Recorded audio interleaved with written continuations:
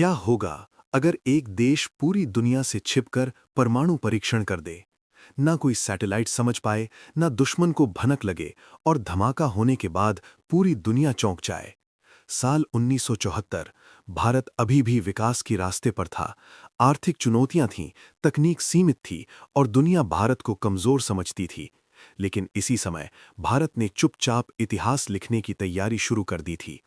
राजस्थान का रेगिस्तान, पोखरण, दूर दूर तक सिर्फ रेत, गर्म हवा और सुनसान इलाका। यहाँ कुछ वैज्ञानिक और सेना के अधिकारी एक गुप्त मिशन पर काम कर रहे थे। इस मिशन का नाम था ऑपरेशन स्माइलिंग बुद्धा। 18 मई 1974, सुबह का समय। रेगिस्तान शांत था, सब कुछ सामान्य लग रहा था। और फिर धरती हिली, रेत का विशाल गुबार आसमान में उठा। भारत ने अपना पहला परमाणु परीक्षण कर दिया था। पूरी दुनिया हैरान रह गई। लेकिन इस धमाके के पीछे एक लंबी कहानी थी। 1962 भारत चीन युद्ध। भारत को भारी नुकसान हुआ। देश को महसूस हुआ सुरक्षा मजबूत करनी होगी। फिर 1964 में चीन ने परमाणु परीक्षण कर दिया। अब स्थिति और गंभीर हो गई। भारत के सामने सवाल था, क्या भारत भी परमाणु शक्ति बने या दूसरों पर निर्भर रहे? उस समय प्रधानमंत्री थीं इंदिरा गांधी। वैज्ञानिक समुदाय तैयारी कर चुका था, लेकिन फैसला बेहद बड़ा था। अगर भारत परीक्षण करता तो अंतर्राष्ट्रीय दबाव बढ़ता, प्रतिबंध लग सकते थे। फिर भी फैसला लिया गया, भारत चुपचाप तैयारी करेगा। इस मिशन को बेहद गुप्त रखा गया, इतना गुप्त कि सरकार के कुछ लोग भी नहीं जानते थे। परियोजना का नेतृत्व भारतीय परमाणु वैज्ञानिकों ने किया। डॉक्टर राजा रामन्ना, डॉक्टर होमी सेठना और उनकी टीम। सब कुछ सीमित लोगों तक रखा गया। वैज्ञानिकों को भी पूरा सच नहीं बताया गया। हर व्यक्ति सिर्फ अपना हिस्सा जानता था। यहां तक कि दस्तावेज भी हाथ से ले जाए जाते थे। फोन पर कोई बात नहीं, रेडियो पर कोई चर्चा नहीं। परीक्षण के लिए जगह चुनी गई पोखरण टेस्ट रेंज, राजस्थान का दूरस्थ इलाका, कम आबादी, ज्यादा गोपनीयता। भारतीय सेना को भी शामिल किया गया, लेकिन उन्हें बताया गया यह सामान्य इंजीनियरिंग काम है। रेगिस्तान में एक गहरा गड्ढा खोदा गया, लगभग 100 मीटर से ज्यादा गहराई। यही होगा परीक्षण स्थल। वैज्ञानिक रात में काम करते, दिन में सब शांत रहता। उपकरण साधारण ट्रकों में लाए गए। किसी को शक न हो इसलिए कोई खास सुरक्षा नहीं दिखाई गई। यहां तक कि वैज्ञानिकों ने सेना की वर्दी पहनी ताकि लोग समझें यह सेना का काम है। सब कुछ चुपचाप चलता रहा। परीक्षण उपकरण तैयार किया गया, परमाणु डिवाइस सावधानी से रखा गया, केबल, सेंसर सब जोड़े गए। हर कदम बेहद जोखिम भरा था।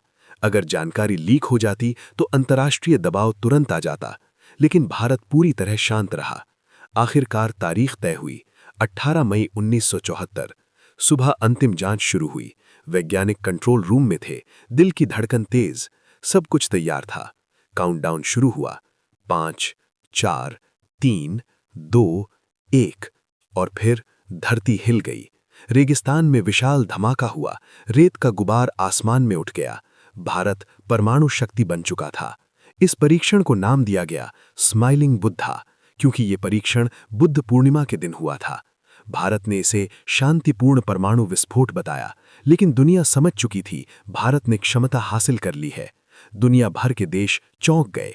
कई देशों को पहले से कोई जानकारी नहीं थी। अमेरिका, सोवियत संघ सब हैरान। भारत ने ये कैसे किया? इतनी गोपनीयता कैसे बनी रही? ये भारत की सबसे गुप्त परियोजनाओं में से एक थी। परीक्षण की शक्ति मध्यम स्तर की थी, लेकिन संदेश बहुत बड़ा था। भारत अब तकनीकी रूप से सक्षम था। इस परीक्षण के बाद भारत वैश्विक मंच पर मजबूत हुआ, लेकिन प्रतिक्रिया भी आई। कुछ देशों ने आलोचना की, तकनीकी प्रतिबंध लगाए गए। फिर भी भारत अपने फैसले पर कायम रहा। इस परीक्षण ने भारत की वैज्ञानिक क्षमता साबित कर दी। देश के वैज्ञानिकों ने सीमित संसाधनों में असंभव कर दिखाया। पोखरण का वो रेगिस्तान इतिहास का हिस्सा बन गया। आज भी वहां की रेत उस दिन की गवाही देती है। ऑपरेशन स्माइलिंग बुद्धा सिर्फ एक परमाणु परीक्षण नहीं था, ये आत्मनिर्भरता की शुरुआत थी। ये सुरक्षा की दिशा में बड़ा कदम था।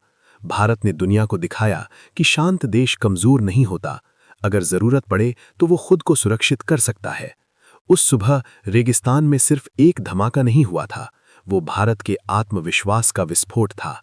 आज दशकों बाद भी ऑपरेशन स्माइलिंग बुद्धा भारत के इतिहास में एक मील का पत्थर है। ये कहानी है गोपनीयता की, हिम्मत की और वैज्ञानिक शक्ति की।